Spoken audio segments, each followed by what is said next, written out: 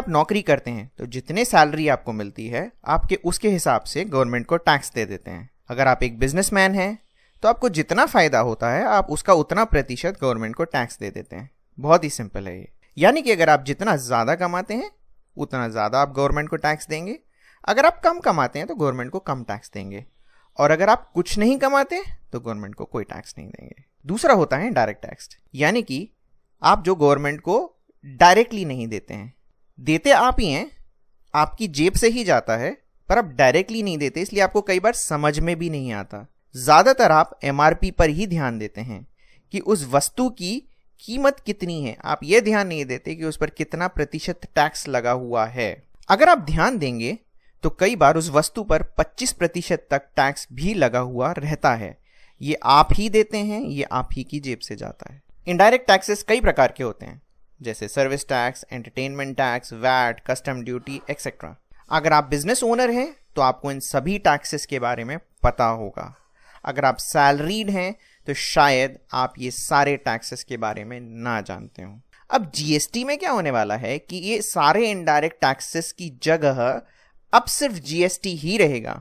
यानी अब आपको अलग से ना सर्विस टैक्स भरना होगा, ना entertainment tax, VAT, custom duty. अब आप सिर्फ जीएसटी ही फाइल करेंगे। जीएसटी की मांग श्री अटल बिहारी वाजपेयी जी ने सन 2000 में उठाई थी और काफी अड़चनों के बाद अब ये 1 जुलाई 2017 से लागू होने वाला है। जीएसटी ऑलरेडी 160 कंट्रीज में लागू हो चुका है। इंडिया अभी इस मामले में काफी पीछे है। जीएसटी लागू होने के बाद क्या होगा अनुमान लगाना काफी मुश्किल है, परंतु कुछ रिसर्च ये कहती है कि भारत की जीडीपी इससे 4.2% तक बढ़ सकती है। ज्यादातर जिन भी देशों में जीएसटी लागू हुआ है उनमें शुरू में महंगाई दर बढ़ी है, यानी कि वस्तुएं और सेवाएं महंगी हुई हैं। इस बात का भारत सरकार ने काफी ध्यान रखा है, इसीलिए उन्होंने काफी ज्यादा स्लैब्स बनाए हुए हैं। अगर आप बाकी के देशों में देखेंगे जीएसटी का एक ही स्लैब होता है, पर भारत ने काफी ज्यादा जीएसटी के स्लैब्स बनाए हुए हैं। ये इसीलिए बनाए हुए हैं कि महंगाई दर कंट्रोल में रहे, मतलब वस्तुएं और सेवाएं महंगी ना हो। अभी जो जीएसटी की दरें डिफाइन हुई हैं वो हैं 0%, 5%, 12%, 18% और 28%। अभी अभी गोल्ड पर भी टैक्स का प्रतिशत तय हो गया है और वो 3% रहेगा। ये सारे प्रतिशत इन बातों पर ध्यान रख कर रखा गया है कि महंगाई ना बढ़े, पर अभी भी कुछ चीज़ें ऐसी हैं जिन पर जीएसटी लागू नहीं होगा। वो कौन सी होंगी? जैसे पेट्रोल प्रोडक्ट्स, इलेक्ट्रिसिटी और अल्कोहल। अभी इन तीनों प्रोडक्ट्स पर वैसे ही इनडायरेक्ट टैक्सेस लगेंगे जैसे कि पहले लगते थे। अगर आप ये जानना चाहते हैं कि किस वस्तु एवं किस सेवा में कितने प्रतिशत टैक्स लगेगा, तो आप हमारी ब्लॉग deepavali.co.in में जाकर ये देख सकते हैं।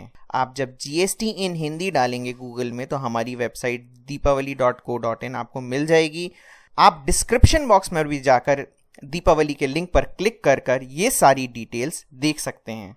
अब मैं आपको बताने जा रहा हूं जीएसटी में होने वाले फायदे। जीएसटी का सबसे बड़ा फायदा होगा ईज ऑफ डूइंग बिजनेस। इसका मतलब है बिजनेस करने में आसानी। जो भी विदेशी कंपनी भारत आती थी उसको व्यापार करने में बड़ी मुश्किलें होती थी। उसका एक बहुत बड़ा रीजन था कि इतने सारे डिपार्टमेंट्स होते थे जिनमें जाकर परमिशंस लेनी पड़ती थी और वो बहुत ही मुश्किल हो जाया करता था। पर अब जीएसटी के लागू होने से सिर्फ एक ही डिपार्टमेंट होगा, जीएसटी डिपार्टमेंट। आपको सिर्फ यहीं पे आकर परमिशन लेनी होगी और ये परमिशन भी ऑनलाइन होगी। इसीलिए ईज ऑफ डूइंग बिजनेस काफ़ी ज़्यादा आसान हो जाएगा।